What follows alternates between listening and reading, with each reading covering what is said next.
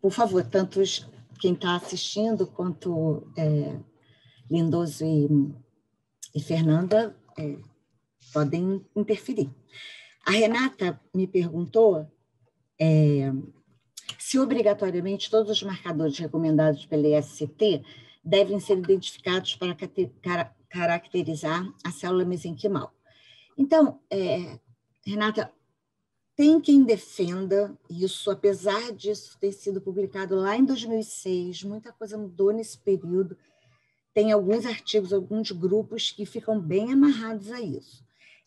Eu acho, inclusive lá no Congresso do SCT, eu tive a oportunidade de trocar informação com o Dominique pelo chat, e eu acho que a gente teria que ter um avanço.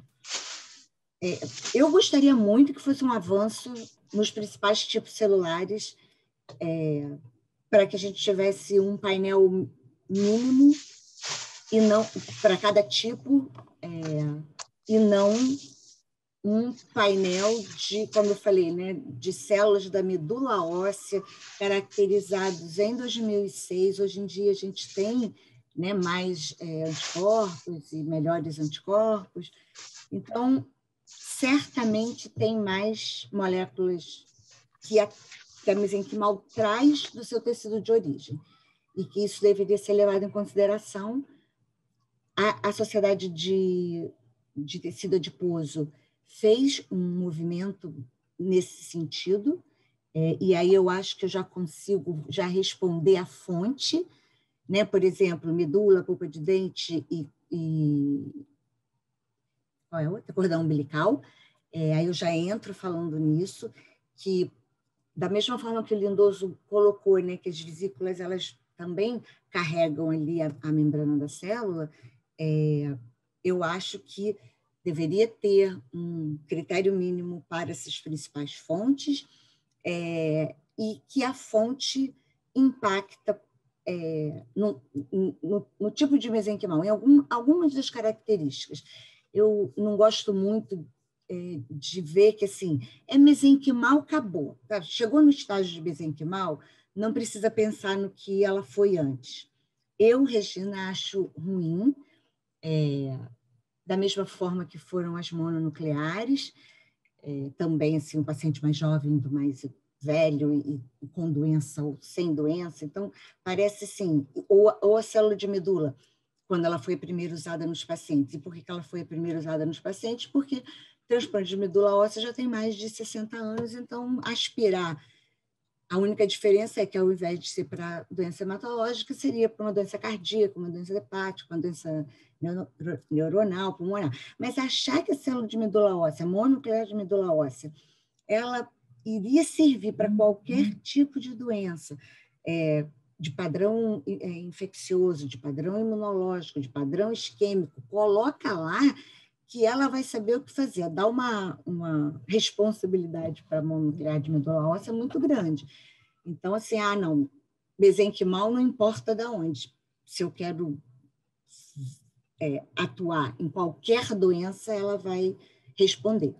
Particularmente, eu acho que, novamente, a gente está incorrendo nesse erro que a gente fez com as mononucleares de medula óssea, que é achar que tudo está no mesmo saco e ela vai fazer essa diferença.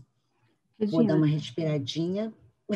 Queria só um comentário assim para tentar um pouco também, que foram coisas que a gente pegou, por exemplo, essa questão do ISCT, muito é aquilo, né? Quando a gente não tem um padrão, uma referência compendial, né? O que a gente usa, e obviamente a gente tem usado isso, mas eu já em análises, a gente já pegou, inclusive, que propostas, né, de patrocinadores que não recomendam todos esses marcadores. E aí eu estava até, inclusive, discutindo aí com especialistas que ajudaram na análise, e assim, é muito complicado eu não ter essa, vamos dizer assim, eu aceitar assim, o desafio do regulador em aceitar, por exemplo, que eu vou eliminar, sei lá, algum tipo de marcador dentro dessa proposta, desse rol que hoje eu tenho para caracterizar uma mesenquimal. Então, assim, acho a gente sempre tem batido, né, nas exigências, pedindo para que, bom, nesse caso, você não está fazendo esse rol aqui, por que você tirou um ou outro marcador, entende? Para mim, a gente sente uma insegurança muito grande com relação a isso. Outra questão, né, que complementando a fonte, né, é que a gente já ouviu também isso, né? Muitas vezes a célula, porque é aquilo, como você falou, né? O entendimento do pessoal que trabalha é assim, não, é célula mesenquimal, independe da fonte dela, eu tenho um produto, né? Célula mesenquimal. O quanto esse microambiente de onde ela vem impacta, né, no perfil dela, né? Como você falou, até questão até de idade e tudo. E aí a gente viu também em discussões que sim, né, que esse microambiente aí de obtenção dela impacta nas características da mesenquimal, né? Então, para mim, a mensagem que também que eu tiro um pouco dessa discussão é que é aquilo, né? Nem, assim, eu vejo muito esse discurso, esse é mesenquimal, é muito conhecido, muito padronizado, o seu perfil de segurança é muito claro. E quando a gente vê, inclusive, isso, a gente fica nessa dúvida, olha, será mesmo que, dependendo da fonte dela, acho que o processo de fabricação com certeza vai impactar aí, né, nela. Então, assim, é mais para a gente ter esse olhar crítico quando a gente recebe aí essa documentação vinda, né, de um produto de origem de célula mesenquimal. O que a gente precisa ter senso crítico na hora de avaliar, né? É porque você veja, um exemplo simples de tecido adiposo, que é uma mesenquimal muito utilizada. E aí tem trabalhos mostrando que, dependendo do local que você tira a gordura, se é abdômen, se é a parte facial, as células se comportam de outra maneira em relação à diferenciação, em relação à proliferação. Então, isso já está, porque, né, o tecido adiposo está aí perturbando a nossa vida o tempo todo em lugares diferentes. Então, quando a gente vai assim fazer um contato com um cirurgião plástico, um hospital para ceder, e a gente não tem, né, tem o CEP, tem aquela coisa toda, o que vem, aí eu vejo o pessoal falar, não, veio, mas gente, veio de onde? E já tem trabalho dizendo isso. Então, eu particularmente, acho que tem uma pergunta lá embaixo, vou aproveitar, deixa para falar aqui, eu tento, Renata, e vocês todos, por favor, me convençam do contrário, eu tendo a olhar para a fonte, então eu vou dar uma fonte bem impactante, que são as células do sangue menstrual. Eu trabalho as mesenquimais do sangue menstrual num ambiente de... se ela está num ambiente que é para o desenvolvimento embrionário, então eu trabalhei com ela para ser uma camada alimentadora das células embrionárias, e ela se mostrou tão boa quanto a MEF, que é a camada alimentadora de fibroblastos de camundongo. Então, a ideia é o quê? Então, se a gente quer passar para o humano, vamos usar uma célula humana, né? Não usar uma célula de camundongo ali para o desenvolvimento da célula tronco embrionária ou das IPS. Então, ela se mostrou boa. Ela se mostrou boa no campo da fertilização in vitro. Pegamos e colocamos o embriãozinho ali em cima dessa célula. Por quê? Porque a ideia era ter embriões melhores, numa tentativa de pensar, bom, lá na frente, essa mulher pode fazer o quê? Ela pode, durante o período menstrual, coletar esse sangue, a gente expandir essas células, congelar essas células, e quando ela entrar no processo de superovulação, ou o tratamento que for feito, esses embriões seriam cultivados até o 5º dia, né, que seria aí para avaliar, acho que é 3º dia, 4º dia, o desenvolvimento desse embrião. E no trabalho que a gente fez, os embriões ficaram melhores do que no meio de cultivo normalmente utilizado para esses embriões. Então, por exemplo, um outro campo, juro que eu vou parar nesse momento, mas só para dar um outro exemplo. A gente fez um trabalho também da célula mesenquimal do tecido adiposo, na pegada do indivíduo que tem o diagnóstico que é aidético, então ele tem aquela figura que é estigmatizada, o indivíduo não consegue um emprego, porque mesmo que ele não fale nada que pela lei é protegido, mas ele tem a fisionomia que se ele sai na rua, a pessoa olha e fala, está com cara de aidético. Então, para quem eu vou colocar ali? E a gente mostrou que essas células com ácido hialurônico, ele segura mais tempo, e a ideia era, então, se precisa preencher, vamos usar a célula de gordura para preencher, que é o lugar dela. Eu não consigo me sentir muito à vontade de pegar uma célula mesenquimal do tecido adiposo, jogar na circulação para um infarto crônico. Ela não foi feita para andar, né, circular no sangue. E se tiver uma bolinha sequer ali de tecido gorduroso no meio daquela mesenquimal, é muito complicado. Então, vamos usar uma célula que já permeia no sangue, se você quiser fazer isso. Então, esses são alguns dos exemplos que acho que contemplam algumas das perguntas, e eu vou ficar quietinha, senão eu me empolgo muito. E estou aí, gente. Esse é o meu sentimento e o meu entendimento dos trabalhos que eu já fiz e já acompanhei, mas vocês, por favor, fiquem à vontade.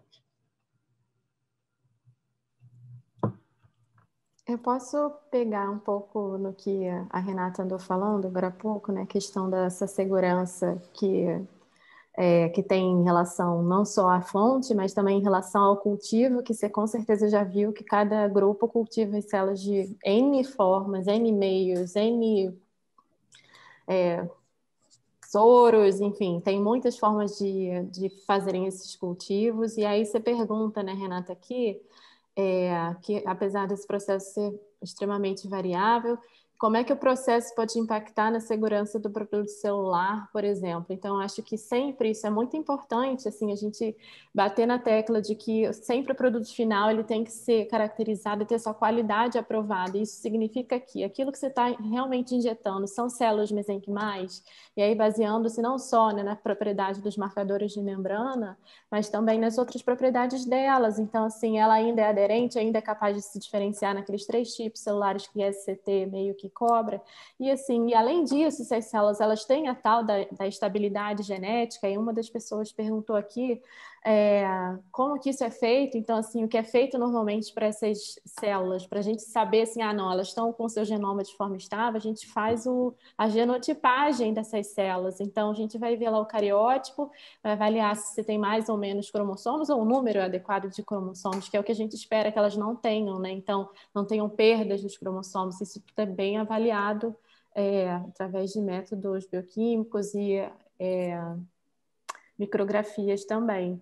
E até pegando ainda uma outra pergunta da Renata, já cortando 3 itens da nossa lista, aquela pergunta em relação à tumorigenicidade das células mesenquimais, que classicamente todo mundo vai dizer que não tem possibilidade, né? As células mesenquimais, elas já são estudadas há muitos anos, são células adultas com perfil de segurança adequadamente estabelecido por muitos autores, né? Não é nem só por um. Então, assim, é um resultado que vem sendo bastante reproduzido.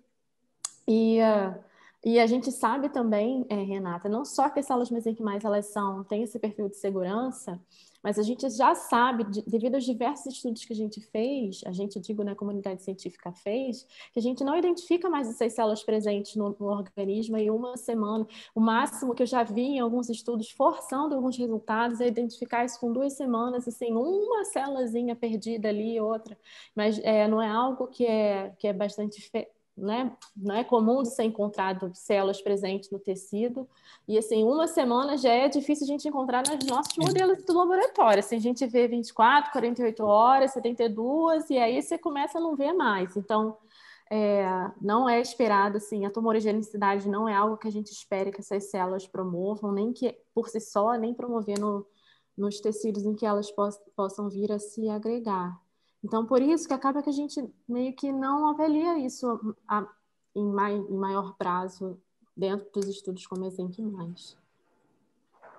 A minha pergunta também, acho que aí nessa linha, só, Fernanda, complementando no sentido, né, que a gente até já fez esse questionamento em outros momentos, por exemplo, essa questão do quão sensível seriam por exemplo, análise de cariótipo para a detecção desses perfis de instabilidades cromossômicas, porque, assim, bom, pelo menos quando a teoria por trás é isso, né? Que a sequência de muitas passagens, eu acho que tem até uma pergunta aqui das passagens aqui do Alfredo, né? A quantas passagens essas células podem ser submetidas antes de iniciarem o estado de senescência, por exemplo, ou esse perfil de muitas dessas células com muitas passagens adquirirem instabilidades cromossômicas, e o quão sensível é um cariótipo para detectar isso.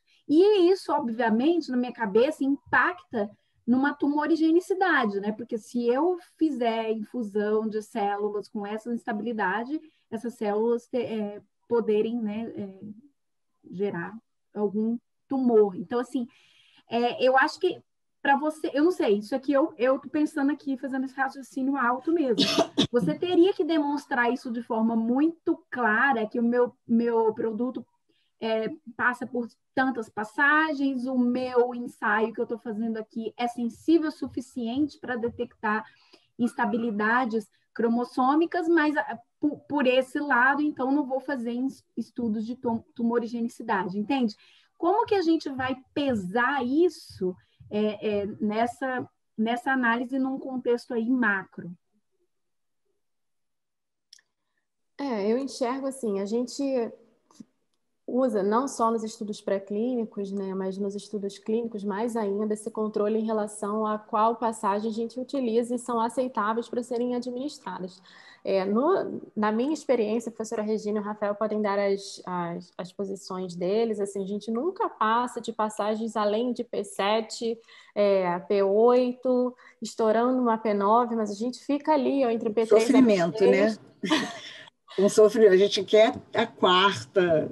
de P3 a P6, ali é o que a gente normalmente utiliza nos estudos não clínicos. Então, para os estudos clínicos, mais ainda. Aí é que a gente não vai querer usar células com passagens mais altas ainda. Mas, de qualquer jeito, assim, o cariótipo é o que a gente usa como ferramenta para tentar auxiliar e nos dar esse nível de segurança. Ele não é feito em um N número de células, né? E aí, assim, a gente, baseando nisso, acha que isso pode nos dar segurança quando a gente aplica células que também não estão em passagens tão elevadas. E existem alguns estudos na literatura que vão comparando mesmo isso, né? O nível de instabilidade com o nível de passagem. A gente já sabe que você não pode usar passagens altas, não só pelo nível de instabilidade, mas porque essas células elas mudam o seu perfil de produção de um monte de citocinas, de mediadores que são importantes. Eu não vou tratar uma pessoa aqui com uma célula que não está produzindo mais nada daquilo que a gente que era interessante para a gente, além de ser uma célula problemática. Então,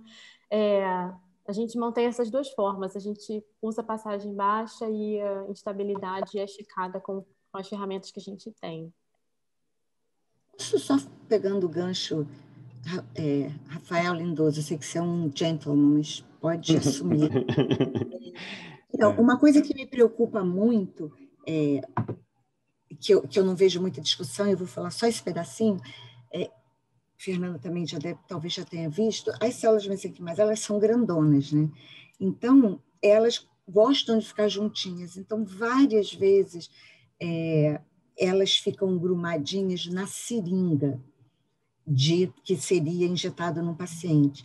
E aí eu fico pensando, quando a gente tem os estudos, né, duplo cego, paciente controlado, nem quem está injetando, nem o paciente, como é em medicamento, deverá saber o que está acontecendo. E aí eu fico com aquela imagem da seringa cobertinha pelo papel alumínio e eu fico na minha cabeça pensando nos gruminhos que estão ali dentro. E eu acho que alguém ali tem que ser a pessoa que vai saber e dar uma olhadinha antes, porque rapidamente elas grumam. E aí isso me dá uma preocupação extra, que eu não vejo muita discussão sobre isso. Regina, eu concordo com você, até pelo que a gente vê, né, até mesmo no laboratório, né, quando a gente está preparando as amostras.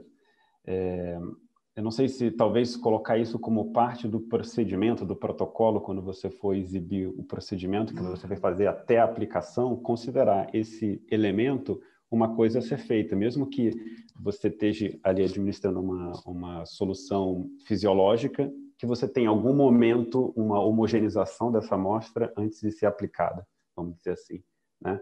Isso não acontece apenas para as células, mas no caso também das vesículas, acontece a mesma coisa.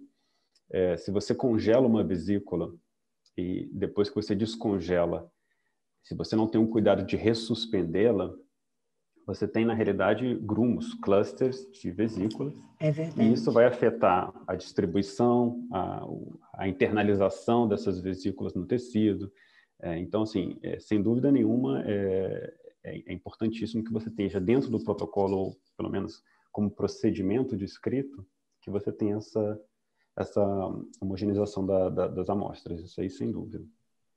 Tá. Nessa fala aí da Regina, tem duas perguntas que eu acho que o João fez, eu também fiz uma. Eu queria um comentário aqui, né? Questão assim, a pergunta que eu fiz também foi nesse sentido, é altamente recomendável, nesse caso, você administrar essas células em anticoagulante ou com filtros, né, como o João colocou aqui, né, o sistema de filtro, como se faz em transfusão. E um comentário que eu faço aí em cima do seu, Regina, é o seguinte: eu, no meu entendimento, acho que como estudo clínico, isso tem que ser avaliado, né? Então, por exemplo, antes desse cenário do uso clínico, né, eu teria que verificar todas as condições, desde a célula descongelada até nesse prazo, à beira do leito, fazer, vamos dizer assim, uma avaliação em amostragens adequadas de presença aí de grumos, mimetizando, né, esse cenário de utilização nesse tempo e nessa temperatura, vamos dizer assim. Então, assim, para mim, isso deve fazer parte, né, de estudos que verificam, assim, com esse tipo, com esses recipientes utilizados, né?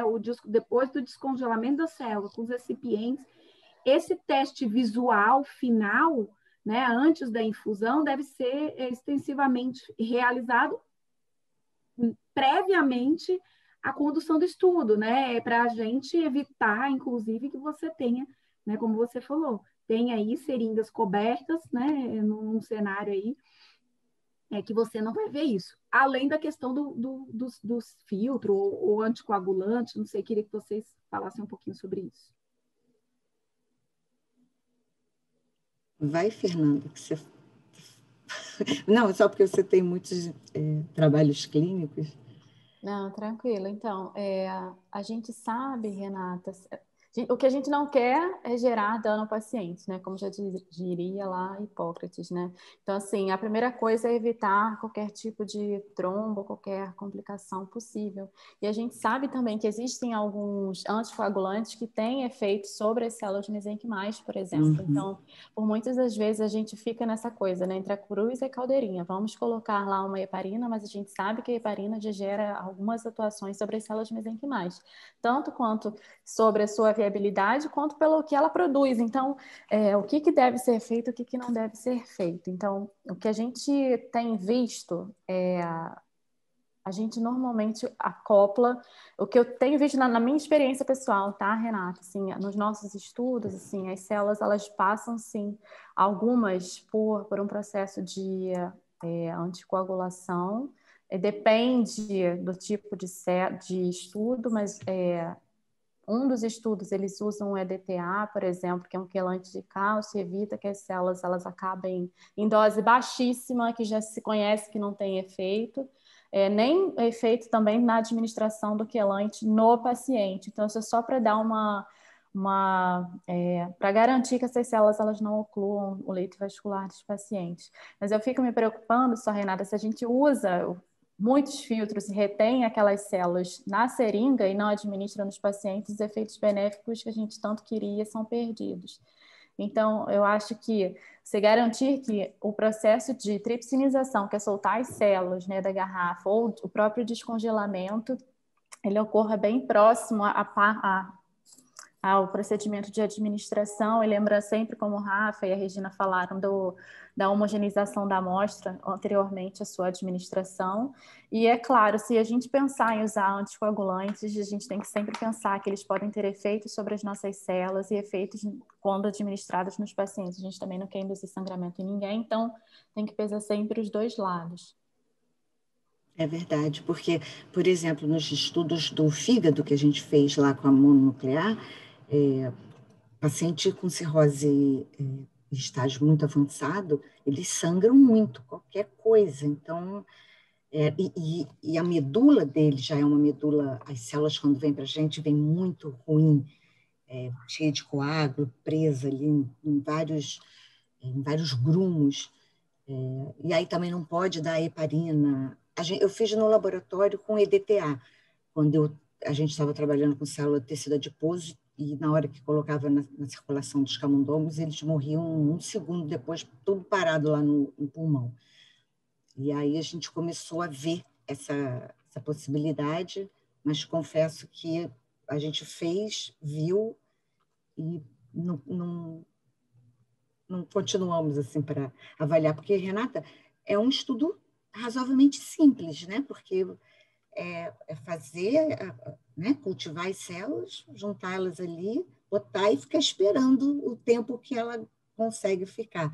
Acho que você não precisa envolver paciente, nem não clínico, é só mesmo se ela ficasse ali, fosse para um paciente, quanto tempo essas células demorariam. Então, eu acho que isso é uma coisa que dá para fazer, a gente pode pensar mais seriamente nisso. Eu não sei se foi você que perguntou, Renata, que estava embaixo, se a polpa de dente seria a melhor fonte. Então, eu acho que eu volto naquela fala anterior, que melhor fonte realmente eu não sei, já que eu não considero todas as mesenquimais, dependendo da fonte, iguais, mas a gente teve uma resposta muito interessante nos pacientes quando a gente deu a célula mononuclear de medula óssea, e ela estava acoplada com um radioisótopo, e era coração, ou era fígado, ou era pulmão, era em algum deles, mas e aí os dentistas viram que a célula migrava para essa região da boca dos pacientes de hospital, né, público, universitário, são pacientes que têm já são pacientes mais debilitados, e a arcada dentária também, e eles viram elas foram para lá, e eles viram uma melhora muito grande, e era a célula da medula óssea. Então, eu acho que se a polpa é melhor, se a medula é melhor, eu acho que quem é melhor e quem é pior, eu não diria. Eu diria assim, a polpa de dente tem aquelas, como ela é cultivada, e a gente não sabe exatamente se essas células vão progredir. Podia falar, mas a quantidade inicial dela é pequenininha. Mas aí eu falo para vocês que o sangue menstrual também não é grande, mas elas se multiplicam muito rapidamente, o que compensa a quantidade. A placenta é boa. Eu lembro que o Lerena colocou uma pergunta, se ela se adequaria, talvez, eu vou só repetir para ter certeza, Lerena, que era isso que você queria saber. Não, ela está classificada como uma fonte não invasiva e que exige tratamento enzimático para a gente tirar, ou como explante, para a gente isolar essas células mesenquimais. Agora, imagina, você tem uma quantidade enorme ali, mas tem estudos mostrando que, dependendo do lado fetal ou do lado materno que você retira essas células, elas podem ter características diferentes, outros, né, marcadores, mas é uma fonte de mesenquimal com uma quantidade enorme. O cordão umbilical, se a gente cortar ele todo, como eu falei, você vai ter marcadores endoteliais ali na sua amostra, certamente. Só que as passagens, também era uma pergunta, gente, de alguém, eu estou tentando andar aqui, as passagens fazem com que a cultura fique enriquecida, porque, por exemplo, o macrófago, ele adora o plástico, ele quer ficar ali para sempre. Então, na hora que você, né, Fernanda, na hora que você vai tripsinizar e passar a cultura, uma macrófago que ficar ali agarrado. Então, ótimo para a gente, porque aí a gente vai enriquecendo essa cultura de mesenquimal mais facilmente. Então, a ideia dessas passagens é retirar as células que flutuam e aquelas que são apaixonadas pelo plástico, elas fiquem por lá e a gente vai enriquecendo a cultura com as células mesenquimais. Mas o que ficar ali, né, de derivado, né, de vasos que você também colocou, cortando, por exemplo, aquele cordão, vai aparecer lá talvez um CD31 positivo, que não está. Mas aí é a história de você se remeter à fonte. Olha, eu tenho esses marcadores, mas porque a minha fonte tem vasos. Então, e aí isso também foi uma pergunta de alguém em relação ao uso de... Ai, gente, perdi. Daqui a pouco eu acho. Regina. Oi. Eu só complementando essa questão da claro, polpa, claro. por que eu perguntei isso também, né? Porque também a gente já recebeu alguma questão dessa questão da polpa ser uma fonte boa pela característica dela fazer esse explante, né? Dela estar, vamos dizer assim, sempre... Eu não sei nem como funciona isso, mas ela secretando, né, as células, e até acho que o ponto, eu até fiz uma pergunta no sentido ali também, quando você falou isso, da variabilidade, porque quando a gente recebeu também, por exemplo, produtos de polpa de dente, o lote é o doador, mas você falou que teria uma variabilidade né, desses explantes aí, né, que na verdade é obtido do mesmo doador, mas pelo menos o que se apregoava na questão da polpa era que ela seria, vamos dizer assim, um produto que você consegue fazer uma expansão em termos, né, de número por essa capacidade dela, e aí você teria condições de fazer um banco mestre, vamos dizer assim, de células, com uma quantidade de células maior e de forma mais rápida. É isso mesmo? Mas veja bem, a placenta, eu deixei para discutir aqui, para não colocar na aula, outras fontes também podem crescer como explante. A placenta, por exemplo, tem vários artigos que pegam um pedacinho. Então, quando é um tecido, uma gosminha que você consegue colocar na placa, as outras também podem. Não, medula não, mas placenta, cordão, podem ser colocados ali e deixar as células saírem. A pergunta que ainda eu, particularmente, não tenho, então, se alguém tiver, me ajude, é que a gente não sabe se essas primeiras células que estão saindo, elas estão saindo porque elas estão ali fisicamente na borda e elas vão saindo, ou elas são só fibroblastos que saíram, ou se só depois que saem as mesenquimais. Então, por que tem umas que saem mais? A questão é física. Sai primeiro quem está na frente. Ou tem células que saem mais tardiamente, por isso tem características diferentes. E podem ter características diferentes. O que é isso? O explante vai ficar cuspindo células, sabe? Eu não sei, fiquei pensando assim, de onde que isso? Para mim não faz sentido muito, assim. Ele vai mesmo, ele fica até grudadinho na placa depois que ele começa a sair, aí ele se assenta, porque as outras células fazem, as que saíram, fazem ele ficar ali grudado, ajuda para a gente trabalhar nele. Fiquei até pensando como é que era esse transporte, porque eu não tenho eu nunca trabalhei com célula de polpa de dente, então eu não sei, mas é possível fazer sim. Mas quem são essas células? Elas precisam ser caracterizadas, porque fibroblasto adora dar uma saída, né? Ele adora ficar ali fazendo aquele tapete. E aí eu acho que eu particularmente não encontrei essa caracterização dessas células. Aí você usa esse explante até ele parar de liberar a célula.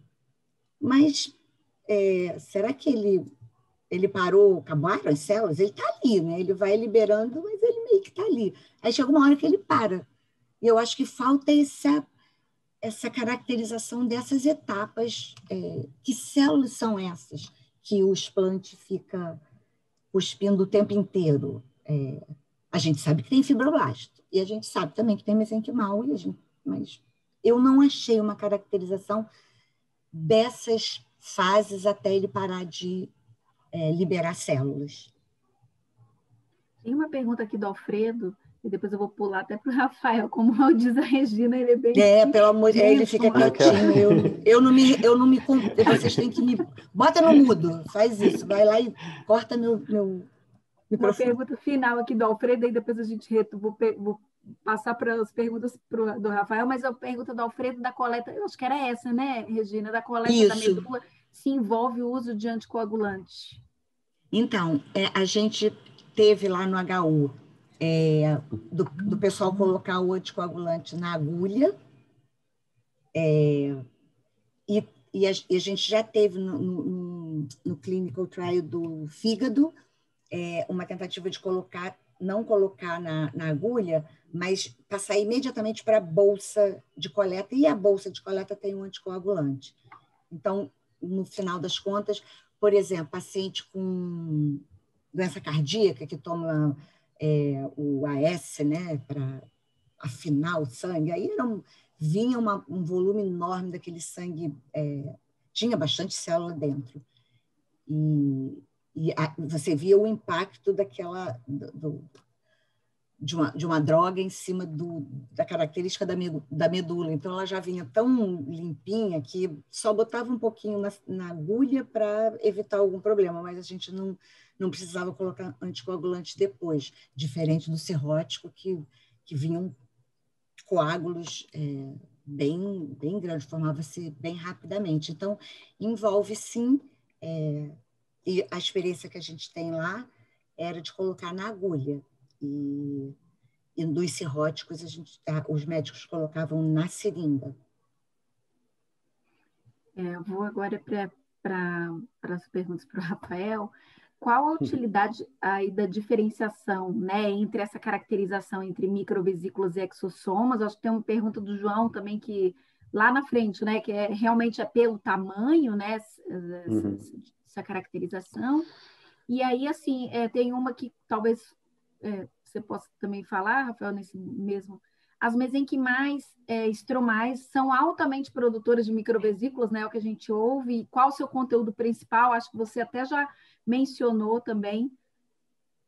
Na realidade, assim, até pegando um gancho do que estava sendo comentado antes, né, com relação qual é a melhor mesenquimal, qual é a melhor fonte para pegar uma célula para terapia, eu acho que, além do que a Regina comentou, né, e a Fernanda também chegou a falar, eu acho que você tem que primeiro saber que essas mesenquimais têm propriedades diferentes. Elas têm efeitos similares em alguns aspectos. Então, elas conseguem reduzir a inflamação em níveis diferentes.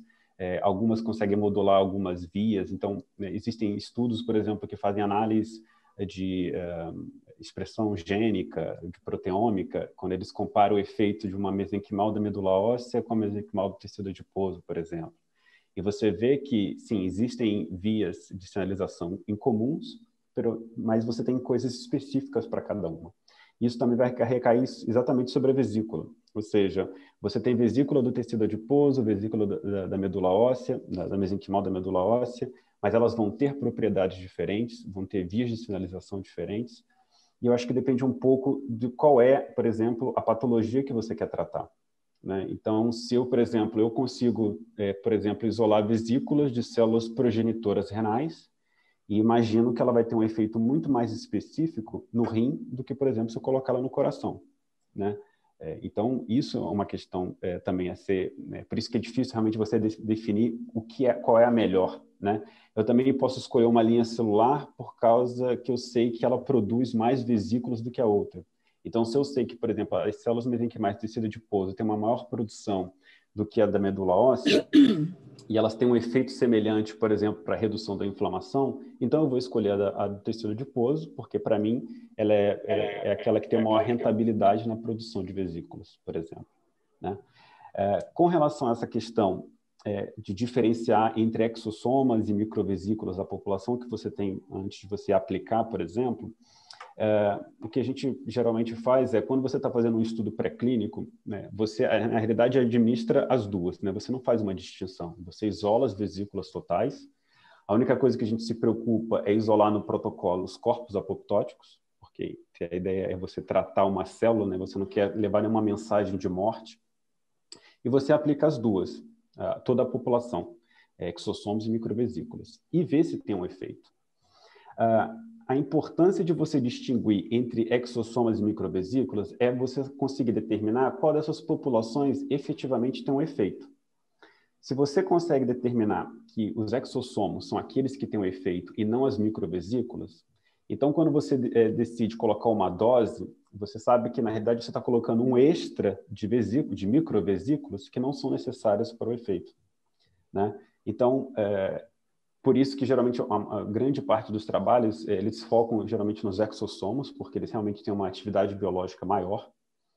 Mas eu já vi inúmeros estudos onde você, quando separa as duas populações, exossomos e microvesículas, elas têm efeitos somatórios. Então, você adiciona o exossoma, ele faz uma coisa, e a microvesícula vem e faz um outro, às vezes auxiliando. Então, eu diria, assim, em estudos iniciais, até estudos pré-clínicos, eu acho que até por uma questão de segurança, você colocaria, às vezes, até os dois juntos, sem distinguir exossomas e microvesículos. Depois, se você quer refinar ao ponto de dizer, olha, eu vou aplicar essa dose porque essa é a melhor dose que eu tenho, aí eu acho que vale mais a pena, assim, tentar você identificar o que é um e o que é outro, tá? E aí, também, para incluir essa questão sobre os componentes, né, porque tem a pergunta sobre os componentes das vesículas que têm o efeito, e isso é interessante, né? Como é que você vai caracterizar, como é que você faz uma caracterização dessa vesícula, porque ela é tão rica em inúmeras partículas, né, seja proteínas, moléculas, desculpa, proteínas, lipídios e RNAs, né? Como é que você vai caracterizar a molécula bioativa para dizer, ela está funcionando ou não está funcionando? Então, o que eu penso é, se você está divulgando, está apresentando a ideia de que a vesícula ela é vamos dizer assim, um elemento que é o responsável pela ação terapêutica das células tronco, células mesenquimais, então você deve considerar as vesículas como um todo. Então, assim, aquilo que a vesícula produz é a informação, vamos dizer assim, é o medicamento, vamos dizer entre aspas, com todas as diversas moléculas que ele tem. E aí, para você, então, fazer a caracterização nessa perspectiva, você só tem que mostrar o quê? Primeiro, que essa vesícula tem uma integridade, você conseguiu manter uma integridade dessa vesícula ao longo do processo de isolamento, né? Você tem que mostrar da onde ela vem. Se você está dizendo que ela vem de uma mesenquimal, então você tem que mostrar que ela efetivamente vem de uma mesenquimal, de tecido adiposo, de medula óssea. E aí você começa a utilizar marcadores de superfície que você utilizaria para caracterizar as mesenquimais. Parte deles tem que estar presente nessas vesículas, né? E para você mostrar que você tem efetivamente uma população de exossomos, você tem esses marcadores específicos, CD63, 81, 9, que eles também teriam que estar presentes. Então, para a informação geral, você tem que mostrar que ela tem marcadores de superfície da célula de origem e que ela tem que ela é íntegra. Então, isso você mostra a origem do seu produto e você diz, olha, esse é o pacote que eu estou apresentando como tratamento. Porém, se você tem um foco em dizer, eu tenho uma molécula específica que ela é a razão pela qual eu estou fazendo o tratamento, né? Então, se você diz, as vesículas CD24 positivas, que estão sendo utilizadas aí para o tratamento do COVID, né? E, tipo assim, se você está dizendo que existe uma população dentro dessa população heterogênea que tem o marcador CD24 e isso caracteriza a população que tem efetivamente um efeito, então a tua caracterização, no final, tem que mostrar que aquele marcador é presente, por exemplo, né?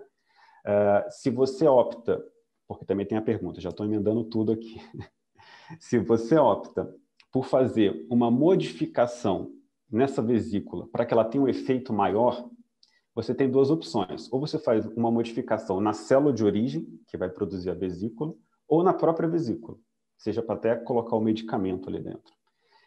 Se você faz essas modificações, então, por exemplo, eu quero uma vesícula que comece a expressar mais uma enzima antioxidante.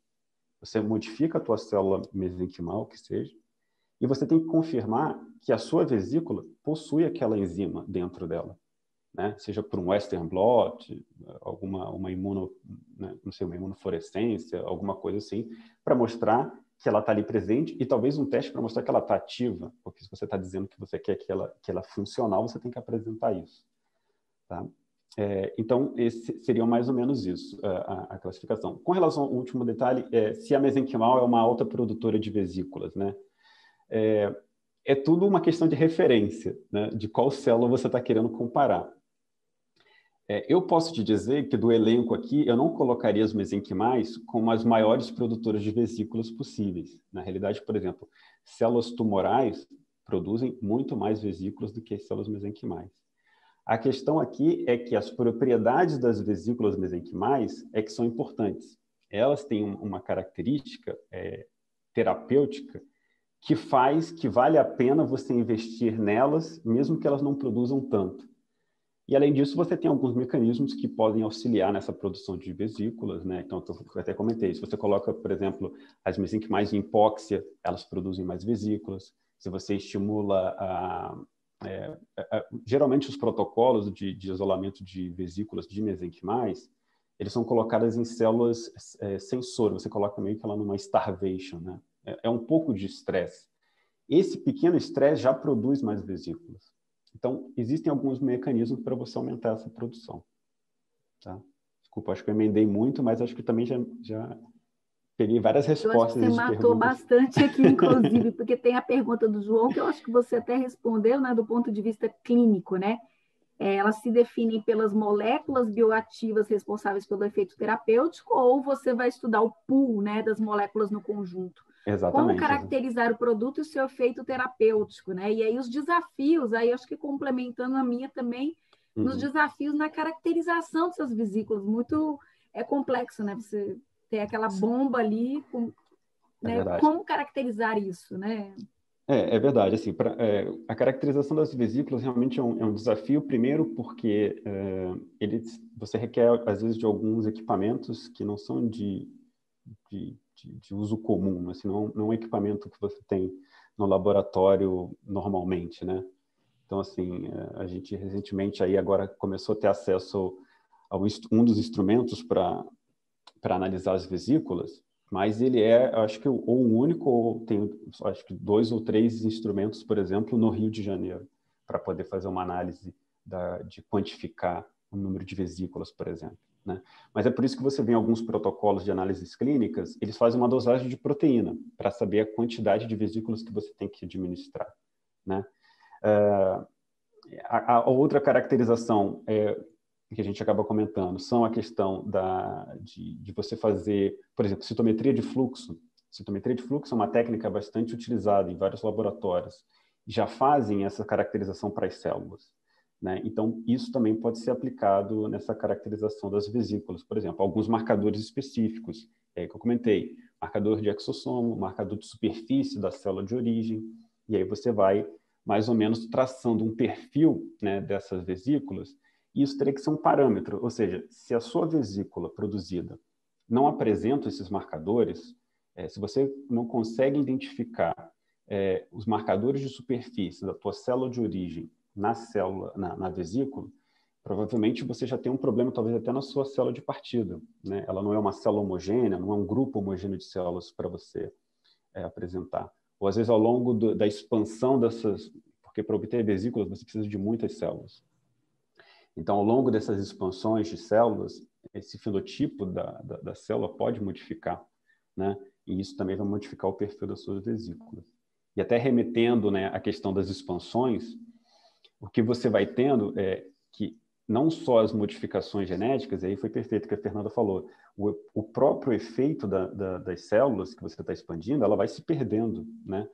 Se você for ver um perfil das vesículas extracelulares nas passagens mais baixas e você vai ver nas passagens mais altas, você vai ver, primeiro, uma diminuição na produção de vesículas, né? Uma mudança nas moléculas que estão presentes dentro das vesículas, e se for a molécula bioativa que tem o seu efeito, essa vesícula vai ter menos efeito do que o inicial. Então, se você considerar, eu isolei, por exemplo, 1 milhão de vesículas da passagem 2 da mesenquimal e isolei 1 milhão de vesículas da passagem 20 da mesenquimal. A gente nunca chegaria a 20, mas só para te dizer isso. Você vai administrar a mesma dose, mas com provavelmente efeitos completamente diferentes entre a primeira e a 20ª coleta, né? Então, realmente, é importante você manter um número de passagens também sempre definido, baixo, para você manter esse efeito não só da vesícula, né? Mas da célula, porque a gente está falando que a célula tem um efeito também parácrino, ou seja, a própria célula, quando você administra no paciente, ela também pode estar atuando pela liberação das vesículas, né? Então, é importante também isso. Nesse caso, gente, um ponto muito crítico, pelo que eu vejo, né, tanto para microvesículas quanto para células, é a questão da avaliação do número de passagens, né? Então, assim, o quão vai ter impacto aí, né, no meu perfil, na minha, né, inclusive na segurança, né, do meu produto lá na frente. Então, acho que isso é um ponto bem importante para a gente se antenar. A questão aqui, Renata, desculpa. Regina, acho que já é uma pergunta aí que você já pode, então, fazer o comentário. Só pegando aqui né, tem até um comentário do Alfredo, vou complementar aqui, né? A fonte de células estromais seria, de polpa de dente, seria naturalmente mais contaminada, né? Até porque é uma fonte realmente bem na boca, né? Seria necessário adicionar uma maior quantidade de antibióticos aí nesse processo, porque já vem contaminada. E aí, as dúvidas do explante, que eu acho que, né, ele não é considerado, quando está fazendo o explante, você não tem não é uma passagem, né? Então, assim, eu acho que essa diferença que eu queria entender um pouquinho melhor. E aí você falou muito isso que eu acho que é importante, Regina, eu queria que você retomasse essa questão. Nesse entendimento, por exemplo, um explante que você vai replicar isso em outro, seriam lotes distintos, com perfis que devem ser analisados como lotes distintos, ou eu posso, no final, por que eu estou perguntando isso? Porque eu fiquei um pouco preocupada com a sua fala, nesse sentido assim, o que a gente tem visto, por exemplo, também é que você pega, né, essas células que vão explantar, ela é entendida como um lote. Então, você vai expandir aquela célula. No final, eu vou reunir tudo aquilo e formar um lote, né, para eu fazer a minha caracterização. Ou eu teria que tratar cada explante como um lote. Entende a minha pergunta? Assim, vai ter que ser definido por cada um. E aí tem aqui também um comentário do Alfredo na questão do dente, né? Que depende do modo de extração. Se ele extrui naturalmente, ele vai ser mais contaminado. Mas no caso de um preparo cavitário com isolamento, Maria, por díquido de borracha e asepsia prévia, a contaminação é menor. Eu não sou dentista, né? Não, eu até concordo, eu olhei essa colocação dele eu achei que, assim, o fato da polpa estar protegida ali, né, dentro do dente, e se tiver um processo de asepsia, eu acho que esse não seria um ponto problemático, porque às vezes as pessoas me perguntam, né? Então o sangue menstrual você também deve contaminar toda hora, e não é verdade. A gente tem um baixíssimo nível de contaminação. E mesmo a urina, eu já conversei com quem trabalha, os Stevens, também não tem esse nível de contaminação. Então, eu concordo com ele que o preparo ali é importante da polpa. E a questão do explante, você vai perguntar, Regina, você já trabalhou com com placenta, que também fazem por explante? Então, a minha preocupação com explante é sempre essa, que quando você está tripsinizando as células, você tem ali aquelas células na garrafinha que você colocou, e limpou, lavou, então está todo mundo ali que aderiu, em teoria, com fenótipo parecido com o da fibrobastoide, e você vai tripsinizando, e aquelas células, elas de uma viram duas, de duas viram quatro, esquema pirâmide, então... Mas o explante é essa dúvida que eu falo para você, né? Você coloca ali, sai um número de células. Aí você tira ele, passa para outra. É bom que você não teve que agredi-lo com processo enzimático. Mas também, depois de algumas horas em cultivo, as moléculas voltam, elas têm um turnover, então ela volta ali a expressar as moléculas anteriormente. Mas eu não tô certa ou confiante que a cada passagem eu tenho a mesma célula daquele explante, que inclusive o Antônio fala sobre você tem vasos, você tem, né, ele colocou ali vários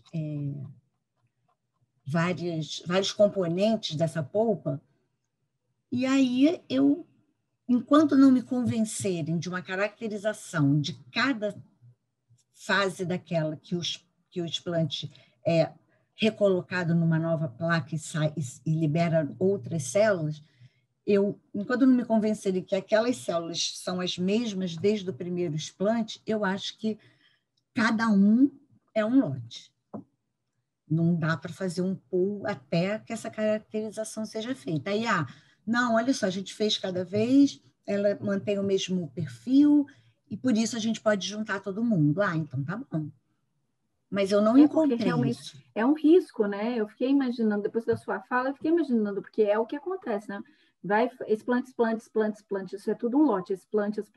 No final, você reúne tudo para tirar essa amostra, eu não sei o quão isso vai impactar. Então, o que você falou, né? Seria ideal você caracterizar, pelo menos num processo inicial, cada um, para depois você justificar lá na frente, né? Eu acho que isso seria, quer dizer, não seria uma coisa muito complicada, porque você caracteriza algumas passagens e lá no final, como você falou, né? Eu vou juntar tudo e estou justificando que eu juntei tudo por conta dos resultados de cada uma da transferência dos explantes, cada célula que foi liberada a cada transferência. Aí sim eu ficaria tranquila. Caso contrário, eu não consigo compreender, juntar tudo. Acho que pode ser complicado. O João pergunta aqui, além dos marcadores de antígeno de membrana, há marcadores específicos de proteínas expressas por essas células? Eu posso dizer sim, posso deixar para o Fernanda. Eu já tive marcação, por exemplo, de OCT34, que é marcador de célula embrionária, de sangue menstrual, de SOX, nestina, vimentina, aquelas proteínas de citoesqueleto, são várias, mas não são específicas para a célula mesenquimal, mas vou deixar os colegas falarem aí. Não, acho que é isso mesmo, Regina. Assim, a gente percebe também que existe uma heterogeneidade de acordo com os métodos de extração, de cultivo, e por muitas das vezes a gente estava conversando com a colega e ela falou assim, vocês se certificaram de que isso realmente era mesenquimal? É porque a gente passou a ver que numa determinada linhagem ela deixou de ser mesenquimal para ser alguma coisa que a gente não conseguia identificar. Então, isso é muito importante, a gente sempre identificar o produto final, se está batendo com as caracterizações que são exigidas, né, pelas sociedades, mas sabendo que particularidades podem ocorrer dentro do seu grupo de células também. Aqui tem uma pergunta do Alfredo. Considerando que a polpa dentária é formada por odontoblastos, vasos, terminações nervosas, células intrínsecas do estroma, como se diferencia células mesenquimais durante o processo de cultivo? Acho que a Regina também até mencionou, né? Isso foi o que eu falei, quer dizer, é o que ele está falando. A gente também pega células, né? Quando você pega um pedaço da placenta, do cordão, quer dizer, vem esse grupo de células juntos. Quando você coloca todo mundo junto e vai fazendo as passagens, você vai enriquecendo com o mesenquimal. A minha dúvida é se o explante, quando elas vão saindo, se está enriquecendo com o mesenquimal, que célula é aquela que está saindo, ou se não, está saindo esses componentes que o Antônio falou. E é isso que eu fico sempre na dúvida se não houver a caracterização em cada etapa. Tem uma pergunta aqui também sobre as mesenquimais são fabricadas em processos muito manuais, né? Uhum. Como está o desenvolvimento de plataformas automatizadas, né? Como o caso, por exemplo, das Cartier Cells, né? Que hoje já tem esses equipamentos automatizados que já fazem. Como é que isso acontece no caso das mesenquimais? Eu posso falar? Pode falar, Fernanda. Na verdade, assim, eu não vejo isso acontecendo de forma automatizada, não, até porque cada processo, cada fonte exige uma manipulação diferente, mas o que a gente já vê de automatização no máximo é que eu vou usar o uso de bioreatores que diminui, então, a nossa manipulação dentro do fluxo, você mantém uma maior produção de células, usando uma produção em larga escala mesmo, né, de células, sem essa manipulação tão grande que a gente faria se a gente tivesse numa sala de cultura BL2 normalmente, assim. Então, acho que o que eu vejo hoje de mais perto de estar automatizado é usando os bioreatores, mas também não enxergo assim, pego aqui minha placenta, coloco na máquina e a máquina faz o resto. Isso eu não enxergo isso acontecendo de forma tão breve assim. Também não, Fernanda. Eu vou dar só uma experiência lá no passado e que não vi evolução nisso, mas só posso não ter achado. Eram umas esferazinhas, que eu esqueci o nome agora, de uma empresa, que eu testei. E aí, o que acontecia? A mesenquimal grudava naquela esfera e você então fazia a expansão no bioreator, mas depois, para tirar a mesenquimal daquela esfera, a mesenquimal não largava aquilo, mas de jeito nenhum. Então, no final, eu tinha que dar uma quantidade de tripsina enorme e o rendimento no final era baixíssimo, não valia a pena, porque ficou tudo naquelas esferas. E eu, assim, de tempos em tempos, entrava em contato, e aí, vocês conseguiram? Eu sempre falo para os alunos da nanotecnologia, da biotecnologia, eu falei, gente, não é possível não conseguir fazer uma esferazinha que depois ela consiga liberar de uma forma mais fácil os mesenquimais. Mas até onde eu vi, também tem algum movimento de tentar fazer a expansão das células mesenquimais em solução. Acho complicado na minha cabeça. Eu acho que ela vai perder, porque ela é um estroma. Se ela passar a ficar sem pontos focais de adesão, eu acho que ela vai virar um outro ser.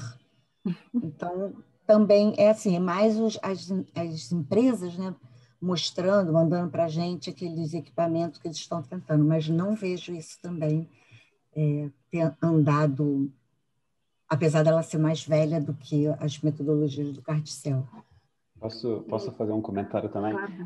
Com relação a essa questão da expansão das células, isso acho que quem já trabalhou com vesícula ou trabalha com vesícula sabe que obter vesícula é um desafio também, né? Então, assim, você tem que cultivar garrafas e mais garrafas de cultura de células para isolar uma quantidade de vesículas, e então, assim, é realmente muito grande. E aí, justamente, a ideia, esse interesse novamente pelos bioreatores, ele está voltando justamente por causa disso. Se a gente está pensando na possibilidade de utilizar as vesículas como terapia, então a gente tem que otimizar esse processo de expansão de células e depois para a coleta também, né? Então, eu tenho visto algumas discussões de tentar otimizar esse processo de expandir mesenquimal ou outros tipos celulares em bioreatores. É um desafio porque isso também modifica o perfil das vesículas, porque uma coisa ela é crescendo aderida, sem fluxo, né, sem aquele estresse do movimento, e a outra é quando ela tem o estresse do movimento, e que não necessariamente o estresse do movimento é uma coisa ruim, né? Isso pode, na realidade, estar induzindo um fluxo ali que até facilita a liberação de vesículas.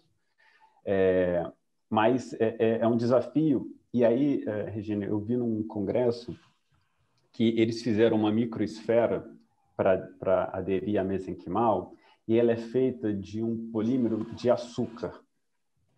Então, você expande as mesenquimais e depois você coloca uma solução e a esfera praticamente se solubiliza. E aí você tem as células. Agora, eu não sei o quanto isso também estressa as células e se perde a propriedade, mas isso foi justamente por causa disso. Era muito difícil dissociar as mesenquimais das esferas. E aí, se eu não me engano, eu acho que essa são umas esferas da Corning. Mas, vou dar uma procurada que eu sempre fico imaginando. Né? Que você comentou, eu me lembrei disso. Gente, tem a pergunta aqui também, por que depois de anos de extensa pesquisa com células mesenquimais, o número de produtos aprovados ainda é muito pequeno? Por que até coloquei muito? Porque eu não sei se é a limitação mesmo de você ter processos automatizados, né?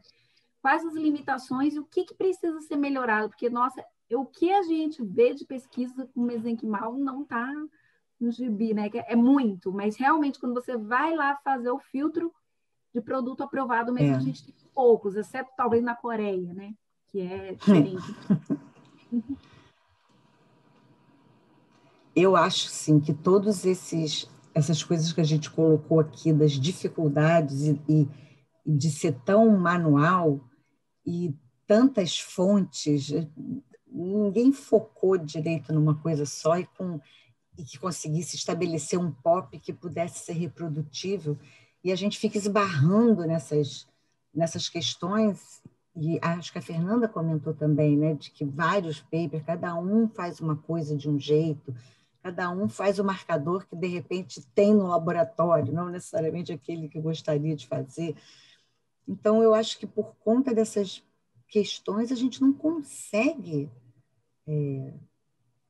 reproduzir e também a gente também não consegue desenhar equipamentos e estratégias automatizadas para que isso ande. Eu acho que é tudo que a gente falou hoje aqui de dificuldade e que ainda não foi transpassada. Eu também enxergo essa falta de padronização, né, dos métodos e essa grande variabilidade no perfil das células que são obtidas. Então, acho que os principais problemas são esses mesmo.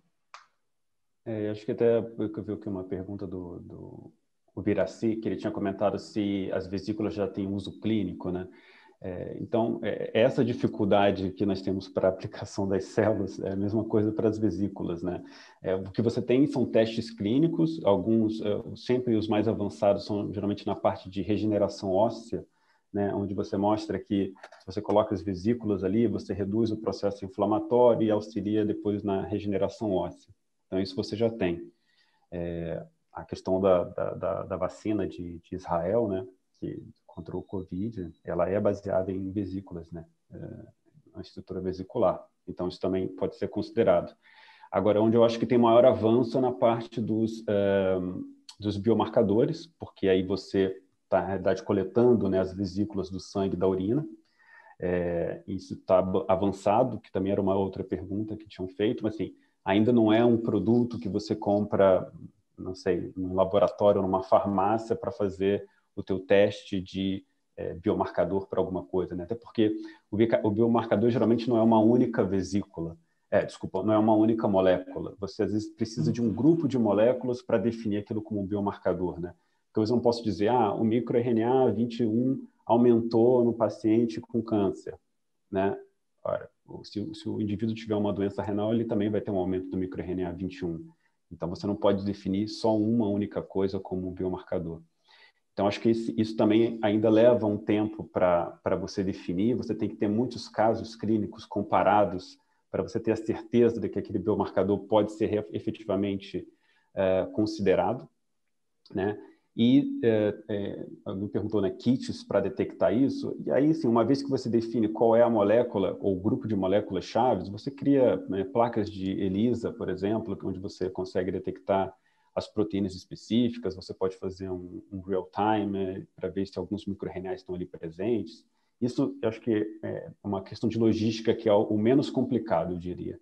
Acho que o importante é até onde, eu acho assim, você tem que ter uma quantidade de trabalhos na literatura sólidos para alguém começar a decidir, ok, é assim, e a gente viu isso em todos os casos possíveis, e esses biomarcadores parecem ser confiáveis, vamos começar a utilizar eles.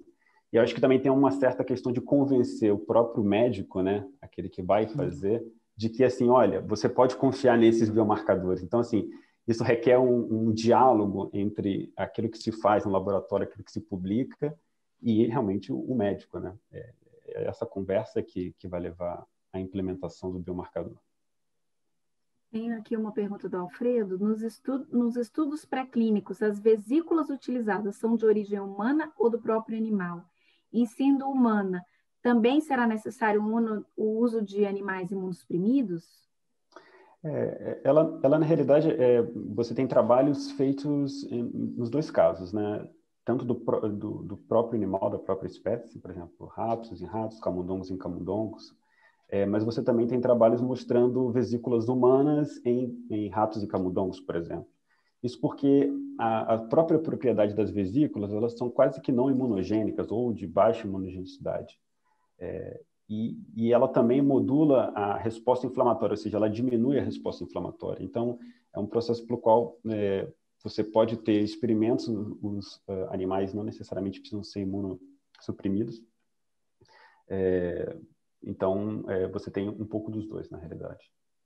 Acho que também um pouco se aplica, não sei se a Fernanda ou a Regina, mas é um pouco mesmo o discurso, um pouco da célula, mas a célula tem uma resposta imunogênica muito maior do que as vesículas, né? Então, tem essa pequena diferença. Não, eu queria só puxar um gancho, Rafael, que a Renata até colocou como uma das perguntas em relação a essas múltiplas infusões de mesenquimais, esse potencial imunogênico, né, do receptor das mesenquimais, e sabemos que na mesenquimal isso não é crítico, mas é impossível isso ocorrer. O que eu posso te dizer, Renata, é que elas não têm, né, as moléculas que disparam a resposta imunogênica, como já foi bastante descrito hoje, e a gente, da mesma forma que as vesículas extracelulares têm esse potencial anti-inflamatório, né, de imunossuprimir, as células mesenquimais elas também têm essa capacidade. O que a gente vê não é o disparo de células mesenquimais de uma resposta pró-inflamatória nos indivíduos que recebem muitas doses. O que a gente vê, na verdade, na bancada foi exatamente o contrário. A gente tem um efeito imunomodulador tão importante que esses indivíduos começam a apresentar marcadores de imunossupressão. Então, ele não faz uma resposta pró-inflamatória contra aquelas células, pelo contrário, a ação anti-inflamatória deu uma diminuída no processo inflamatório nos indivíduos que receberam múltiplas doses. E isso, assim, varia do qual é o objetivo que você está usando as suas células. Você está usando para tentar acalmar um processo inflamatório numa doença inflamatória aguda, e aí isso faz muito sentido você utilizar. Né? Então, da mesma forma, a gente viu no nosso laboratório, quando a gente aplicou múltiplas doses de mesenquimais, animais asmáticos, por exemplo, começaram a apresentar esses sinais de imunodeficiência, favorecendo novas infecções. Então, a gente tem que sempre balancear. Não é muito, né, em um máximo que a gente puder, mas de forma sempre adequada, né? Tem uma pergunta aqui do João. O uso de cultura celular ou metodologia in silico poderia substituir quais estudos in vivo? Quais as limitações dessas abordagens?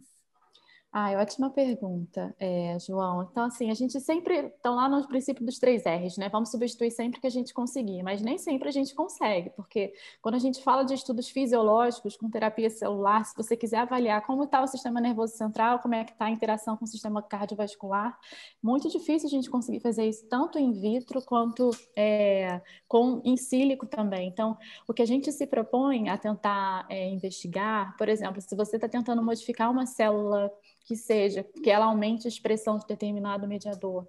Como que a gente imaginaria que esse mediador interagiria com outras células, sabendo já qual é o perfil de produção de receptores dessa célula? Então, assim, a gente pode tentar mimetizar ensaios de docking de uma célula com a outra, quais mediadores favoreceriam com que ela migraria ou não, mas saber quais são os efeitos que a gente vai observar após a administração de uma terapia celular de forma sistêmica é impossível de ser realizado por forma in silico, e daí a importância de realizar os ensaios com os animais.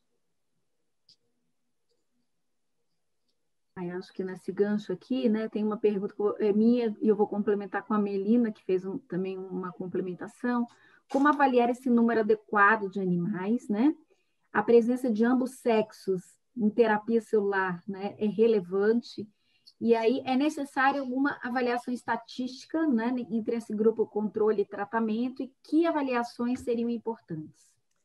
Aí já posso pegar e falar, assim. Então, a gente calcula sempre o número de animais inicialmente, antes de a gente realizar um experimento. Então, normalmente, eu vou dar meu relato de experiência, a gente utiliza já softwares que são disponíveis aí para quem quiser baixar. São os mesmos softwares que a gente calcula o número de pacientes que vão estar envolvidos em determinado ensaio clínico. Por exemplo, o G-Power, que é um que está aí livre, de graça, qualquer um baixa. E aí, de acordo com resultados que você tiver, ou em estudos preliminares, ou de acordo com o que o seu grupo imaginar, que é o efeito esperado que vocês pretendem encontrar com uma determinada terapia, você pode conseguir calcular o número de indivíduos envolvidos. Então, normalmente a gente utiliza alguns parâmetros, como um erro do tipo alfa, a gente vai usar aquele P de 5%, 0,05. A gente pode variar de acordo com a potência que você quer utilizar, seu poder, né? O que nada mais é o poder? É o 1 menos o seu erro beta. Então, de acordo com alguns parâmetros de estatística, você coloca lá no G-Power e ele calcula.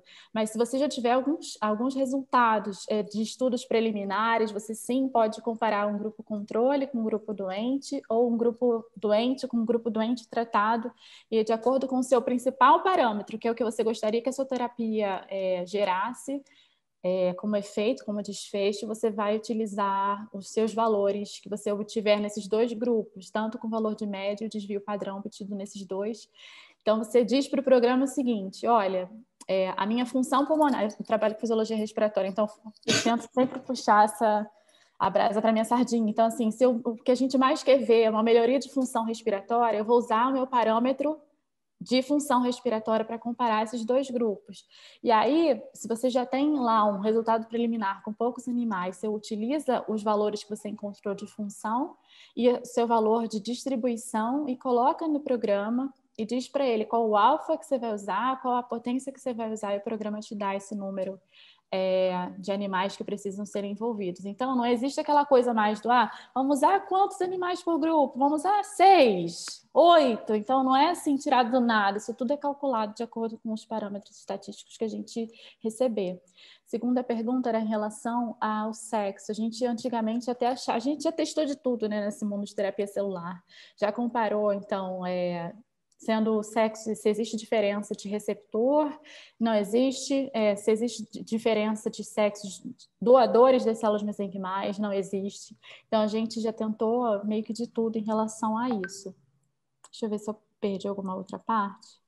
Então, hoje em dia, não se considera mais como relevante, assim. Para as células mesenquimais, a gente já viu que não existe tanta diferença. Tem até um comentário aqui da Adriana também, né, que ela estava falando, né? O cálculo já exige, né, para as principais revistas na publicação dos estudos com animais, né? Isso. Então, acho que foi um comentário dela.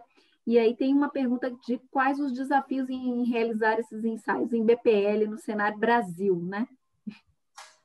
São muitos os desafios. Um é ter uma estrutura que esteja adequada para a gente conseguir conduzir ensaios clínicos, ter uma equipe envolvida, né? Então, com pesquisa e com enfim, desenvolvimento de novas tecnologias. Eu posso dizer também, assim, relatos de experiência, que normalmente, nem sempre os laboratórios que estão envolvidos com a produção de células num ambiente com biossegurança adequadas, estão dentro de um hospital, muitas das vezes eles estão do outro lado da rua, então existe aquela coisa, faz aqui, leva em todas as condições para o hospital, para a HU. Então, acho que é uma questão estrutural também, ela fala... deixa um pouco a desejar, apesar dessas coisas estarem já melhorando. Fernanda, desculpa, até porque, na verdade, eu coloquei clínicos, mas não clínicos em condições de BPL, né? Assim, modelo animal, como que isso está em questão das boas práticas de laboratório no Brasil? Eu queria entender como que, desculpa, como que está isso aqui no país. Isso é uma outra questão que eu também acho que é problemática, assim, né? A gente, quando teve a experiência, quando você, qualquer um dos professores que vão para fora, a gente sabe que tem que passar por uma sequência de treinamentos, de boas práticas, você fica lá um mês treinando até você ser autorizado a colocar a mão na pipeta. E aí, assim, no Brasil, basicamente, assim, a porta está aberta, então cada um vai aprendendo de acordo com a experiência de quem for te ensinar. E talvez, acho que nesse quesito, a gente poderia, enfim, eu sei que as iniciativas de biossegurança cada vez mais têm se intensificado em relação a isso, mas acho que ainda a gente tem muita coisa a ser melhorada na questão do treinamento, na questão da conscientização, enfim. Eu só queria falar uma coisinha que, né, em consonância com o que a Fernanda falou, a gente tem uma cultura, né, Fernanda, de não... Você falou de pegar na pipeta, eu levei 1 mês e meio para poder chegar na porta do biotério, não era nem entrar no biotério, era chegar na porta do biotério para poder pegar os meus animais, depois por mais um tempo para eu poder entrar lá e olhar e poder ficar responsável pelos meus animais. Então, assim, tem uma cultura que, nossa, tem que ser derrubada. Tem que ser derrubada na paulada, porque não vai dar para ser assim, muito pouquinho. Como você falou, está tendo avanço? Claro que está tendo avanço. O nosso prédio novo vai ser um avanço? Vai ser um avanço. Eu espero ficar lá um prédio bem bonito e tudo dentro das normas, vai ser muito legal.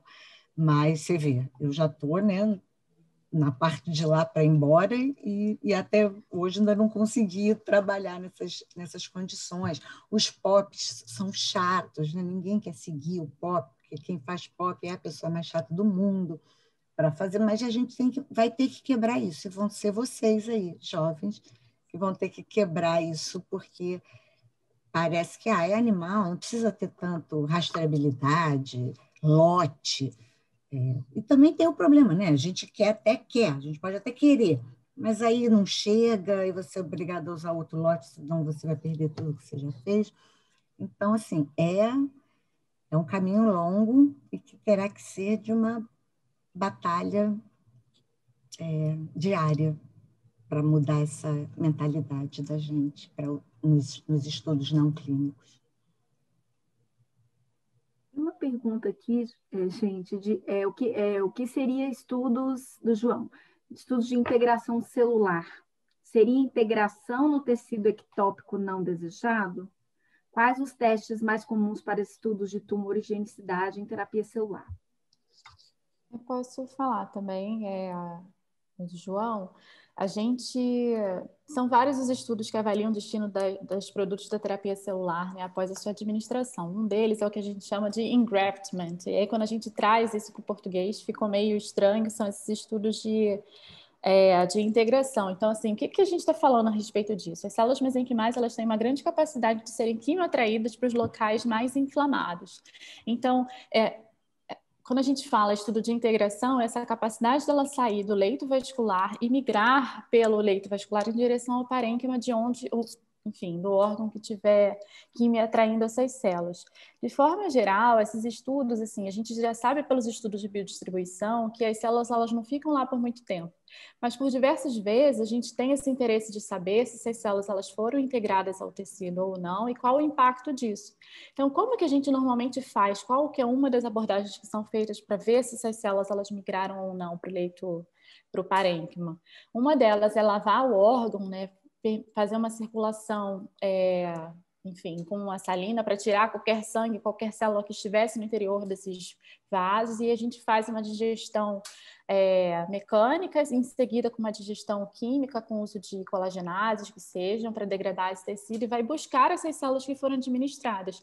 Ou você administra células que eram de origem humana, e você vai em busca dos marcadores das células mesenquimais humanas, ou você marcou essas células com algum outro tipo de marcador que te permita o rastreio. E já digo a você que, normalmente, a fração de células que é encontrada no parênquima integrada é muito baixo. Então, só relatando mais uma vez a importância não só do efeito local das células mesenquimais, mas esse efeito parácrino, endócrino delas, que é a liberação de diversos mediadores e de vesículas, que é o que de fato geram os efeitos benéficos que a gente observa. Então, assim, esse interesse para saber ela chegou lá ou não chegou, meio que foi sendo perdido ao longo dos anos, né? Hoje em dia a gente está olhando muito mais para os desfechos por conta dessa importância que tem sido dada cada vez mais para os efeitos de interação com outras células do que ela mesma lá presente naquele local. Tem uma pergunta aqui para o Rafael, da Thaís. Rafael, como avaliar o efeito biológico das vesículas e como determinar um teste de potência para caracterizar as vesículas como produto? Eu acho que com relação à questão de como ver o efeito biológico das vesículas, depende da proposta para a qual você está utilizando a vesícula, né? Então, eu posso dar um exemplo simples. Eu isolo as vesículas das células mesenquimais, né? Eu sei que quando eu aplico a vesícula das células mesenquimais num animal que tem uma resposta inflamatória, ele vai promover uma redução da inflamação. Eu sei que quando eu coloco, por exemplo, essas vesículas extracelulares em cultura com células epiteliais, por exemplo, do tecido renal, elas estimulam a proliferação dessas células.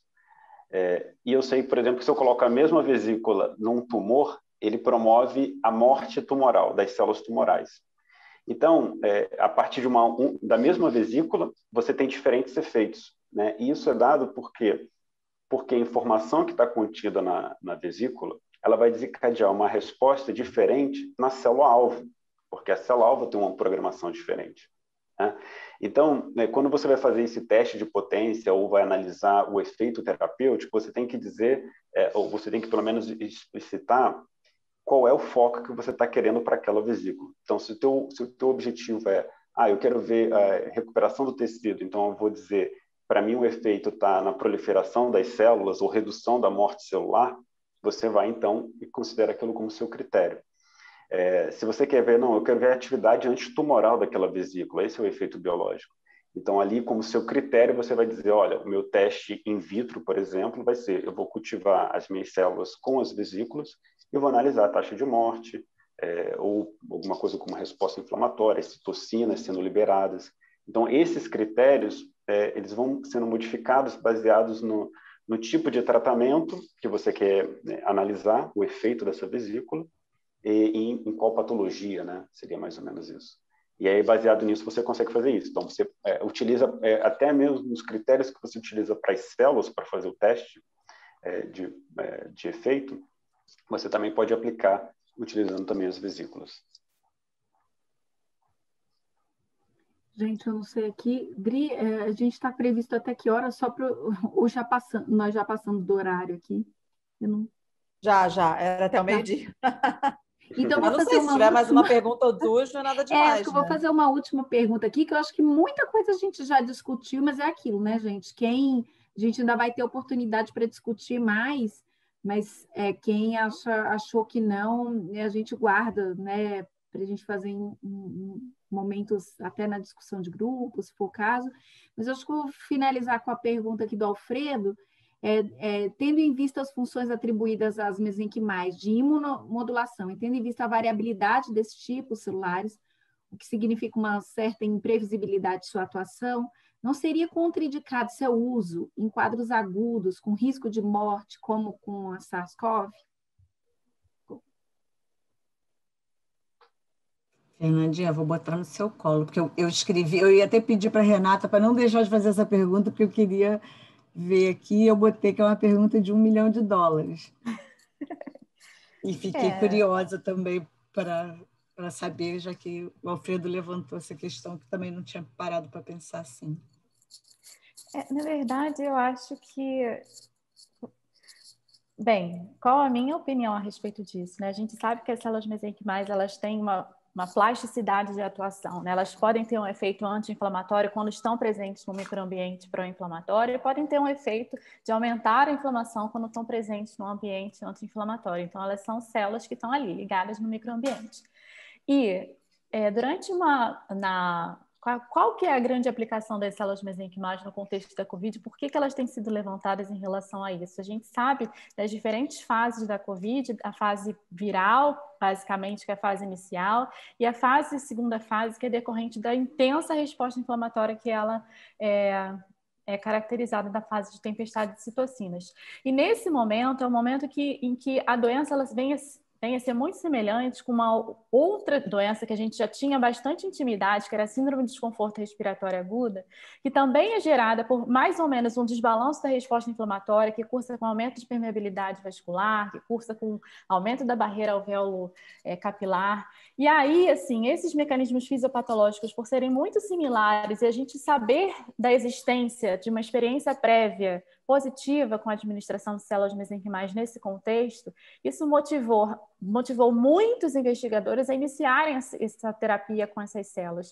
Essas células, a gente sabe, né, a gente pesquisador, a gente sabe que elas têm esse potencial anti-inflamatório muito aumentado, principalmente quando elas se deparam com um ambiente tão rico em citocinas pró-inflamatórias. Então, o que a gente tem observado, isso inclusive é utilizado como uma estratégia para potencializar o efeito das mesenquimais. Então, vamos incubá-la lá com citocinas inflamatórias na garrafa, no laboratório. Isso é uma estratégia que a gente faz no intuito de aumentar as citocinas anti-inflamatórias, os mediadores regenerativos, o perfil da célula anti-inflamatória, das células mesenquimais, o aumento de secreção de vesículas. Então, eu, particularmente, acho que essa é uma estratégia super importante, super interessante para ser administrada na COVID. E é claro, a gente sabe também, né, que a COVID ela é caracterizada também por um aumento da capacidade de essa enfim, esse aumento dos trombos, né, derivado também desse aumento da inflamação do endotélio, e a gente sabe que as mesenquimais elas têm lá uma relação muito importante com células endoteliais, no intuito de diminuir a permeabilidade dessas células, de diminuir a ativação dessas células. Então, assim, teoricamente, o racional para a utilização das células existe, é um racional bem forte e robusto, né? Então, e além disso, as mesenquimais não têm aqueles receptores, os ECA2, na sua superfície, o que favorece, portanto, que elas não sejam nem infectadas pelo vírus e não sejam acometidas, não sejam destruídas quando aplicadas. Então, são muitos os fatores que acabam favorecendo com que ela se torne uma estratégia interessante. Agora, os resultados também que já têm sido liberados com os pequenos grupos, né, que têm sido descritos, são resultados ainda modestos, mas, assim, há muitos relatos de casos de pacientes que saíram, né, das crises e foram utilizados também como que as pessoas falam, gente, de terapia de resgate, quando você já não tem mais nenhuma alternativa terapêutica. Parece que alguns relatos de caso mostram melhoria desses pacientes. Então, você fica, de novo, entre a cruz e a caldeirinha. Assim, é uma doença que é grave, você vai estimular com outra terapia, mas é uma terapia que se mostrou com tanto embasamento anterior que eu acho que vale. Eu queria até, não sei, que o Rafael também comentasse, que ele falou do estudo de Israel, né?